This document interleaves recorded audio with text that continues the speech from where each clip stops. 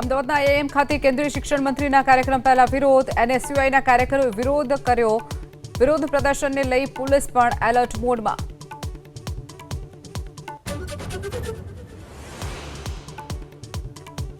ધોરણ 1માં પ્રવેશને લઈ ધોરણ 12 સુધી નથી પહોંચ્યા વિદ્યાર્થીઓ. 6.5 લાખ બાળકો. રાજ્યના તમામ જિલ્લાઓમાં સરકારનું અનટ્રેક અભિયાન. જે બાળકોએ અભ્યાસ છોડ્યો તેમને ફરીથી પ્રવેશ અપાવવા અભિયાન. આવતીકાલથી ગરમીથી મળશે રાહત. આજે કચ્છ, સુરેન્દ્રનગર અને રાજકોટમાં ઓરેન્જ એલર્ટ તો સૌરાષ્ટ્ર ઉત્તર ગુજરાતમાં અનેક જિલ્લાઓમાં એલર્ટ. અમદાવાદમાં સૌથી વધુ 44.1 ડિગ્રી તાપમાન નોંધાયું.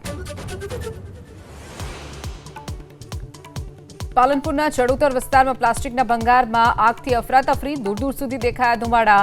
ફાયરની ટીમ ઘટના સ્થળે.